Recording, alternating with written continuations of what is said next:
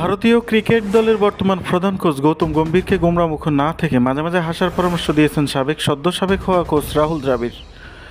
গত মাসে রাহুল দ্রাবিড়ের অধীনে টি-20 বিশ্বকাপের চ্যাম্পিয়ন হয় ভারত।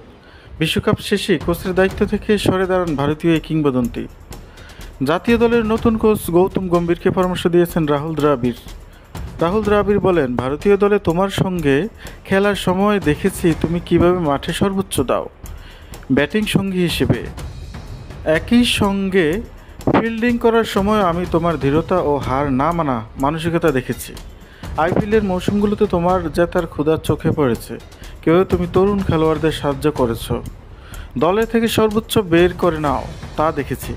আমি জানি ভারতের ক্রিকেট নিয়ে তুমি কতটা নিবেদিত, আবেগপ্রবণ। আমি নিশ্চিত নতুন দায়িত্বে তুমি তোমার সামর্থ্যকে কাজে লাগাবে। দ্রাবিড় আরও বলেন, তুমি জানো প্রত্যাশা অনেক বেশি থাকবে, কাটাছেঁড়াও অনেক বেশি হবে, কিন্তু খুব খারাপ সময়েও তুমি একা থাকবে না। খেলোয়াড়, সাপোর্ট স্টাফ সহ সংশ্লিষ্ট সবাই পাশে থাকবে। ভারতীয় এই সাবেক অধিনায়ক আরও বলেছেন, তুমি কিছুটা ভাগ্যবানও যেন হও সেই প্রত্যাশাও করি। তুমি জানো আমরা কোচরা যতটা না স্মার্ট ও বুদ্ধিমান তার চেয়ে বেশি দেখানোর দরকার হয়। কাজটা যদি তোমার জন্য কঠিনও হয় তবু হাসো, ফল যাই হোক না কেন এটা মানুষকে অবাক করবে। তিনি বলেছেন, সাধারণত আমি আবেগপ্রবণই হই না, কিন্তু আমার মনে হয় এই বার্তা আমাকে অনেক আবেগপ্রবণ করে তুলেছে, যেটা সাধারণত হওয়ার কথা না। দারুণ একটা বার্তা। ভারতের ক্রিকেটে যা প্রয়োজন ছিল রাহুল ভাই সেটাই করেছেন।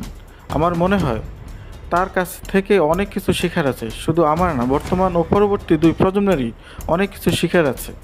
গম্ভীর আরও বলেছেন, জানি না কীভাবে প্রতিক্রিয়া দেখাবো, কারণ এটা আমার কাছে অনেক বড় কিছু।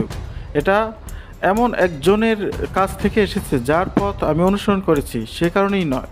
কারণটা হলো যখন খেলেছি তখন সবচেয়ে বেশি তাকেই সম্মান করেছি। আমি মনে করি অনেক সাক্ষাৎকারেও বলেছি, আমি যাদের সঙ্গে খেলেছি তার মধ্যে তিনিও সবচেয়ে নিঃস্বার্থ ক্রিকেটার।